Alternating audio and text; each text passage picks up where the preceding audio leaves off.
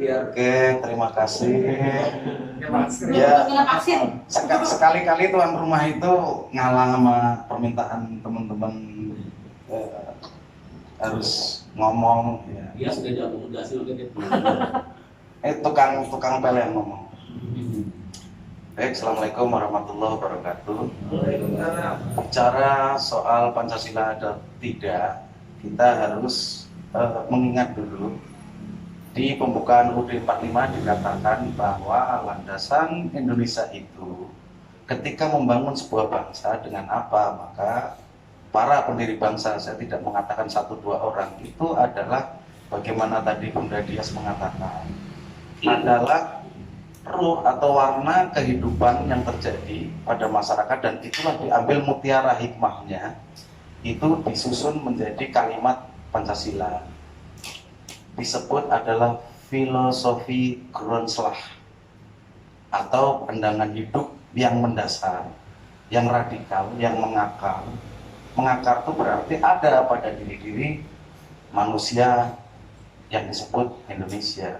Karena Indonesia ini kan baru mau bikin, Indonesia itu mau dibikin apa, maka harus ditelisik oleh para pendiri bangsa saat itu, menghadap ke Kaisar Hirohito, lalu mengemukakan ini yang kita temukan daripada mutiara-mutiara hikmah daripada para leluhur kita bangsa Nusantara. Karena Indonesia belum ada, belum ada. Maka ini Indonesia ada karena ini dasarnya. Lalu disebut filosofi Grundslag. Maka dalam filosofi itu berarti kita berfilsafat. Namanya filsafat itu ada ontologisnya. Ketuhanan itu apa? Kan ditanyakan. Maka kita harus tahu ontologisnya. Kita harus tahu epistemologisnya. Tuhan itu apa? Seperti judul manusia. Nah, judulnya itu nggak lengkap kayak begini. Itu kan setelah 18 Agustus dituangkan seperti itu. Dulu hanya pendek-pendek, ketuhanan, kemanusiaan gitu, malah ketuhanan di bawah kan, keadilan, nah, seperti itu. Hanya jadi keterwakilan gitu kan, kemanusiaan, sampai paling bawah itu ketuhanan yang berkebudayaan.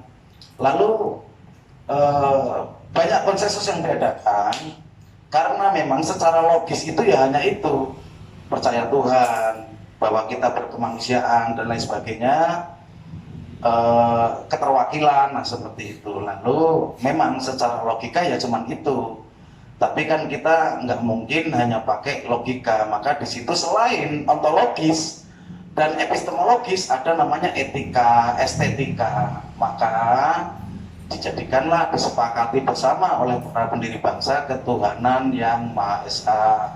Tadinya cuma kemanusiaan, jadi kemanusiaan yang adil dan beradab. Contoh konkret adalah kenapa logika itu harus ada nilai seni, ada nilai kepantasan, kepatutan dan lain sebagainya. Sebagai contoh misalnya, saya bertanya sama Pak Ruslan, Pak mau kemana? Mau ke depan? Dari mana? Dari belakang. Itu secara logika rasio itu benar. Mau kemana ya ke depan, dari mana ya dari belakang. Jalan kaki Pak, emang merangkak. Itu secara logika betul. Ontologis dan epistemologis ya benar. Kenapa? Ketika filosofi Grundslag ada etika dan estetika. Ini nanti pengembangannya luas. Jadi ketika memahami Pancasila, maka kita harus memahami itu adalah sebagai filosofi Grundslag.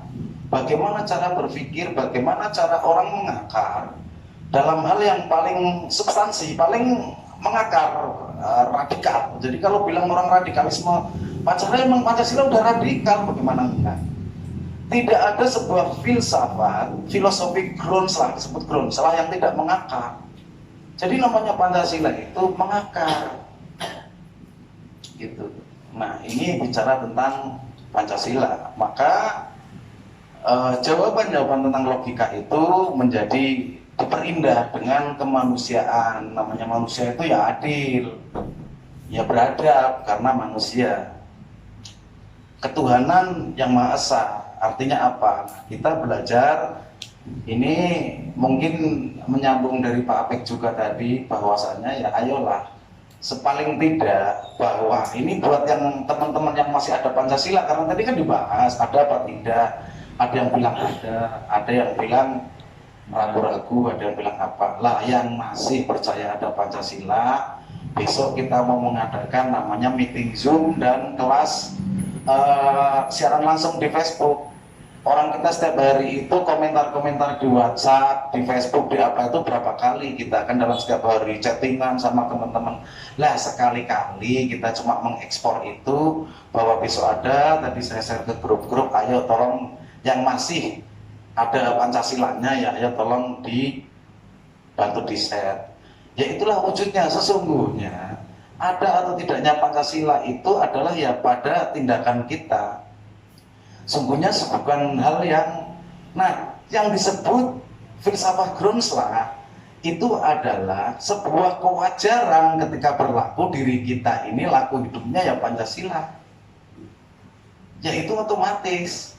Tapi karena kita namanya masih kelas ideologi, masih kelas itu berarti kita masih belajar, ya pelan-pelan saling mengingatkan pelan-pelan untuk kita melaksanakan Pancasila itu.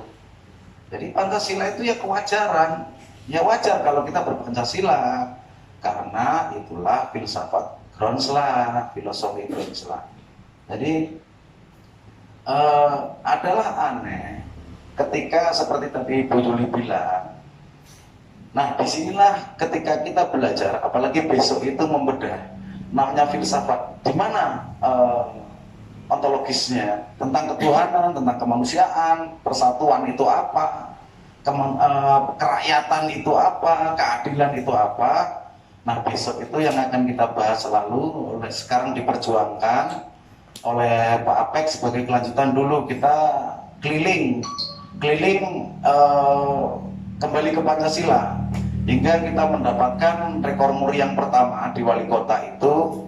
Kita mulai bergerak 2010, 2011 kita masif, akhirnya mendapat rekor muri Indonesia, dilanjutkan dengan album. Karena memang Pancasila sebagai filsafat itu adalah akal, maka Pak Apek memang harus ada etika dan estetika, diantaranya membuat album perdana tentang Pancasila. Ini yang digalang oleh Bapak Dery. Ini Bapak Dery luar biasa dulu perjuangannya bagaimana merangkum para seniman budayawan untuk bersatu, untuk menyatakan sebagai ekspresi bahwa kita berpancasila, membuat album perdana tentang Pancasila. Alhamdulillah mendapatkan penghargaan rekor muri Indonesia dan dunia. Mungkin Nabi Iwan Fals sudah ada belum Pak? Apa rekor muri Indonesia dan dunia Pak? Belum. Jadi nabinya aja kalah rekor sama Pak Dery. Pak Dery udah dapat rekor muri Indonesia dunia, Iwan Fals belum dapat penghargaan rekor muri Indonesia dunia. Kan luar biasa Pak Dery ini. Saya tahu persis dulu bagaimana perjuangan Pak Dery. Kita nongkrong di pinggir-pinggir got, gigitin nyamuk sama Pak Apek ya Pak Dery, ingat ya?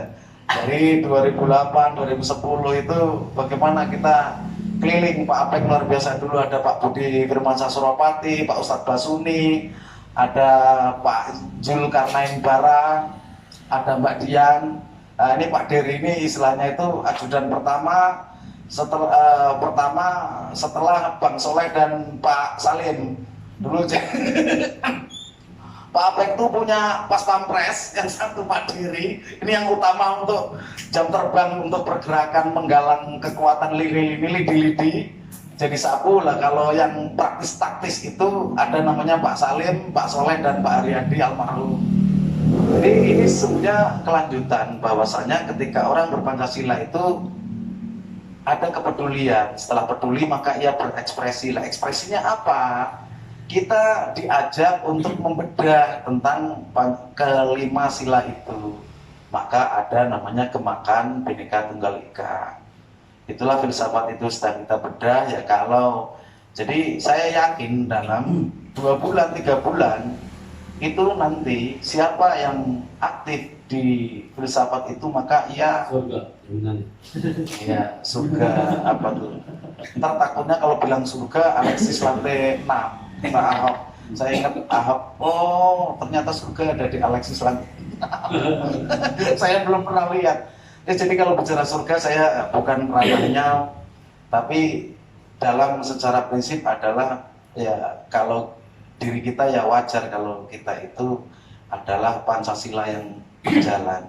Itu aja Pak Dery, terima kasih. Assalamualaikum. Ayo, Bang Nong.